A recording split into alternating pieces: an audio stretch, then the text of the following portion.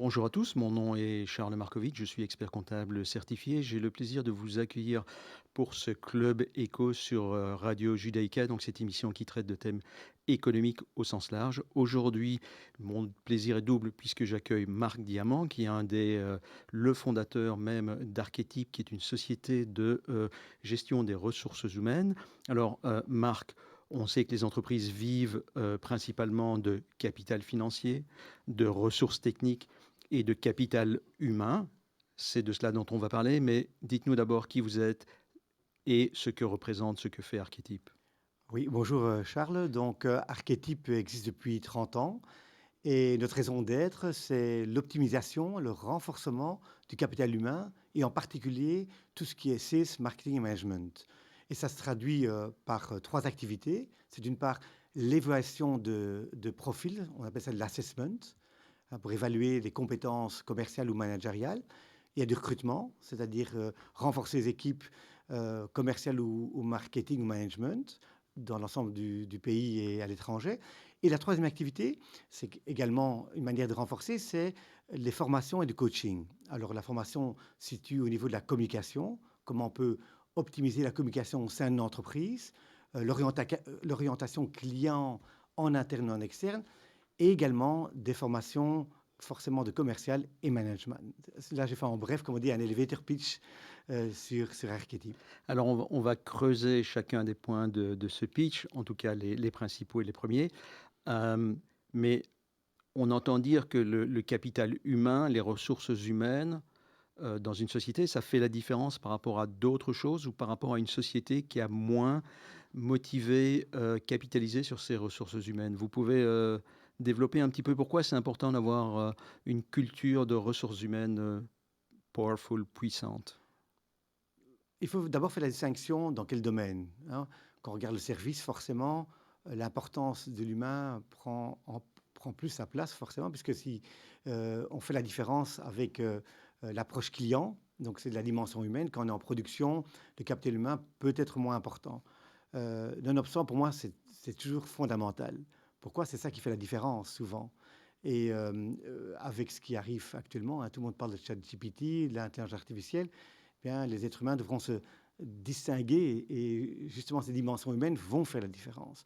Et puis, beaucoup d'entreprises sous-estiment l'importance du capital humain, finalement, hein. On paye des gens des grands montants et finalement, on ne s'occupe pas du onboarding, hein, de l'introduction d'un nouveau collaborateur, on ne s'occupe pas de former les gens, hein. On estime que les gens savent et donc il n'y a pas de raison de s'occuper à développer leurs compétences humaines et qui sont fondamentales.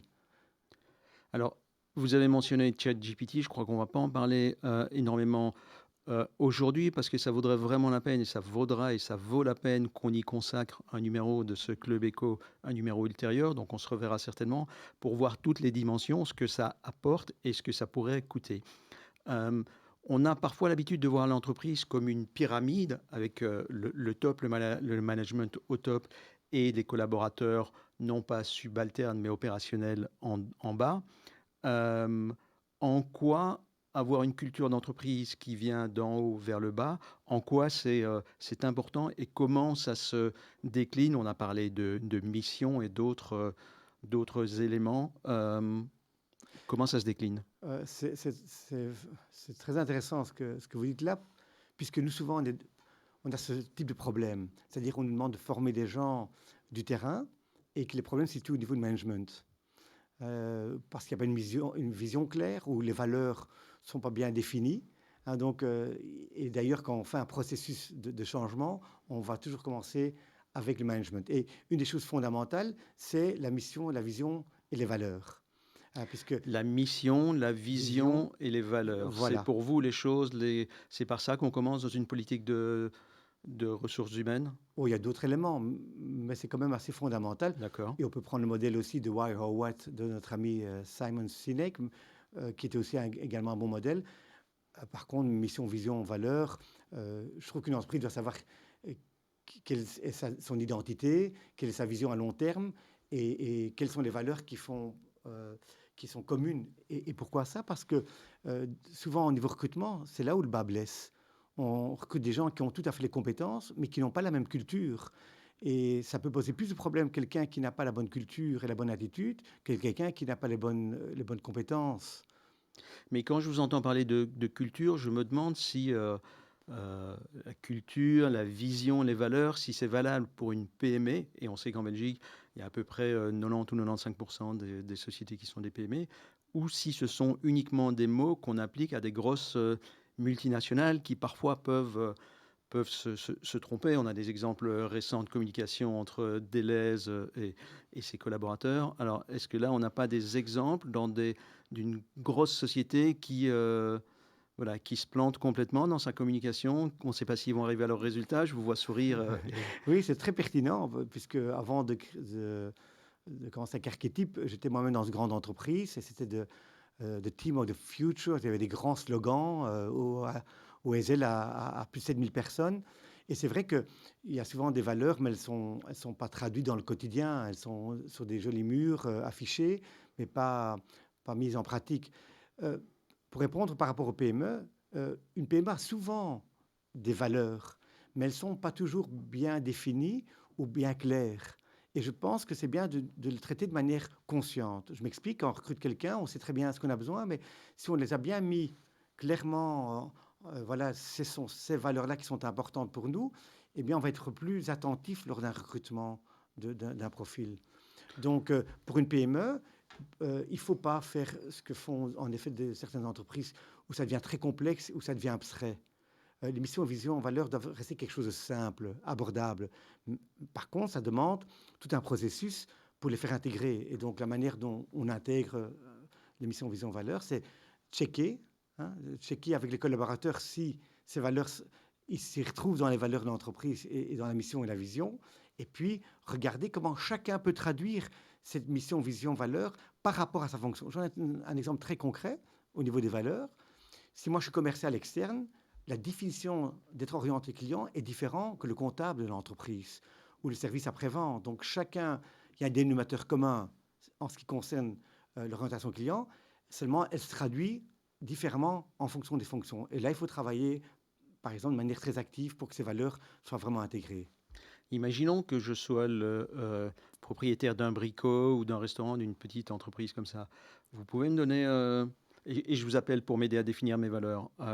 Vous pouvez me donner deux, trois mots-clés que je devrais mettre dans les valeurs de mon entreprise que je vais communiquer aux salariés que je vais engager ou à ceux qui y sont déjà? Alors, si on définit, si j'ai bien compris la question, c'est qu'il faut d'abord définir les choses spontanément. Il y a des listes de D'accord. valeurs et faire son choix des valeurs auxquelles on se retrouve et puis tester par rapport au personnel. On l'a fait dernièrement avec une entreprise. Le patron avait lui-même défini une PME de 11 personnes, donc c'est représentatif comme PME. Il les avait définis. Et avec l'équipe, on a passé du temps à les passer en revue. Mais le premier exercice qu'on a fait, c'est qu'ils ont dû dire spontanément.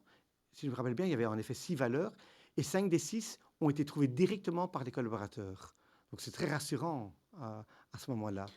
Et ça arrive que les collaborateurs et le management aient des valeurs ou proposent des valeurs complètement différentes? Ou qu'ils comprennent les valeurs de manière différente? Ça arrive, mais heureusement, on n'a pas souvent le cas. Et si nous, dans notre démarche d'intégrer mission, vision, valeur dans une entreprise, on va d'abord checker. On va faire des checks pour voir si, avant de s'aventurer, de confronter un CEO avec ses collaborateurs, on va quand même avoir à l'avance s'il n'y a pas de discordance entre les deux. Mais souvent, c'est quelque chose qui est vécu, puisque dans une PME, c'est la dimension humaine. Donc les valeurs, elles sont plus palpables quelque part que dans une grande entreprise. Marc Diamant, le temps avance, on n'est pas encore au bout, mais le temps avance et je m'aperçois qu'on passe pas mal de temps sur ce point qui est essentiel et on y passe plus de temps que prévu sur la culture et la valeur des entreprises, puisqu'en préparant cette émission, on a décidé de parcourir vos top 10, les 10 plus importantes règles. Euh, donc là, en conclusion de ce point, on peut dire que définir ses valeurs, ça a de la valeur. Euh, Si on passe au deuxième point, vous m'avez dit que ce que vous aimez développer dans les entreprises, ou en tout cas c'est la lumière sur les objectifs de l'entreprise. Est-ce que ça veut dire qu'il y a des entreprises qui n'ont pas d'objectifs définis et qui naviguent à vue? Ça peut arriver. euh, Par contre, ce qu'on rencontre plus, c'est qu'elles ne soient pas claires à tous les niveaux et que c'est important d'impliquer tout le monde. Et je vais donner un exemple très concret en termes de football. Les attaquants, c'est facile de voir le but devant eux. Mais les gens qui sont à l'arrière, ils ne voient pas forcément le but. Pour le gardien, on voit les buts aussi, hein. D'accord. Mais justement, c'est faire comprendre que tout le monde doit être au courant de l'objectif qui est fixé. Et je dirais qu'il ne faut pas oublier qu'il y a deux dimensions d'objectifs, hein. Il y a les objectifs quantitatifs, c'est clair, c'est le chiffre d'affaires qu'on va atteindre, les BTA qu'on va atteindre. Mais là, je pense que vous êtes beaucoup mieux placé que moi. Et la dimension qualitative. La dimension qualitative, c'est par exemple un degré de satisfaction de 98% de vos clients, hein, puisque vous êtes censé mesurer ce genre de choses. Donc, ça peut être par exemple que le CRM est rempli d'une bonne manière. CRM, CRM, donc pour nos auditeurs, les oui, gens qui nous regardent, CRM, c'est Customer Relation Management, c'est-à-dire c'est la gestion des données des c'est toute la clients. base de données qui va nous permettre d'analyser Tout à fait, quelle est notre relation avec les clients et exactement, comment on va les fidéliser, comment on répond à leurs besoins tout à et fait, comment on va profitabiliser les relations à long terme avec nos clients. tout à fait. Donc, il y a, il y a ces deux objectifs et ils sont tous les deux fondamentaux et que tout le monde soit informé. Et je vous cache pas qu'il y a des fois, les entreprises vont très loin. Je connais une entreprise qui met à disposition, mais même de manière même explicite, les résultats à l'heure. Donc, à l'heure, les collaborateurs sont au courant s'ils sont en dessous du target ou au-dessus du target. Ça n'est pas plus stressant que motivant, ça. Je suis Alors, pas pour. moi, je l'ai connu dans une entreprise en France, une entreprise qui vendait de l'électroménager et ils faisaient ça les jours précédant Noël et Nouvel An parce que c'est à ce moment-là que leur chiffre d'affaires était le plus important. On peut le comprendre parce que derrière, il y avait aussi la prime qui était attribuée aux collaborateurs. Mais est-ce que ça n'est pas très stressant de regarder sa montre et voilà, j'ai fait 5000 pas et j'ai fait 12 000 euros de chiffre d'affaires? Ah, personnellement, je ne suis pas partisan. Simplement, je peux vous dire que ça marche très bien. Et c'est ça qui est des fois intriguant. Alors, donc ça, c'était votre numéro 2, les objectifs clairs. Après le point numéro 1 qui était la culture de l'entreprise, on arrive au troisième du top 10 des pratiques, des bonnes pratiques en matière de gestion des ressources humaines. C'est évidemment avoir les bonnes personnes. Parce que si on passe les ressources humaines, ce sont les collaborateurs. Euh, alors, c'est quoi une bonne personne, un bon collaborateur? Alors là, évidemment, bon, c'est un domaine que je traite depuis 30 ans, donc je pourrais parler longuement là-dessus. Je voudrais sensibiliser, je dirais, les chefs d'entreprise, des PME. Il faut faire très attention à l'attitude de quelqu'un et pas seulement sur les compétences techniques ou autres. Pourquoi? Parce que c'est ça qui fait la différence souvent. Et il y a un terme en psychologie qui est intéressant, on appelle ça interne locus of control et externe locus of control. Je vous donne un exemple très concret. Un externe locus of control, c'est quelqu'un qui, à chaque fois qu'il arrive quelque chose, c'est la faute de l'environnement. Donc, c'est lorsque vous faites un interview que le candidat vous dit, il est commercial, ah oui, là, j'étais le dernier engagé. Et là, qu'est-ce qui s'est passé? Ah, là, je ne m'entendais pas avec mon manager. C'est jamais de sa faute. C'est comme il y a des bonnes pourries dans l'entreprise qui peuvent être très performants, et je veux toujours sensibiliser, quand vous recrutez, soyez très attentifs à l'attitude de quelqu'un, qu'il ait la bonne attitude. Et surtout une PME, puisqu'il y a moins de gens présents, donc ça peut plus facilement avoir des conséquences sur l'ensemble de l'équipe. Donc c'est quelque chose que j'ai vraiment envie de sensibiliser les entreprises et les bonnes personnes au bon poste, ça me semble important. Et puis pas trop ambitieux, on va parler nouveau en termes de football, pas tout le monde doit être Kevin De Bruyne.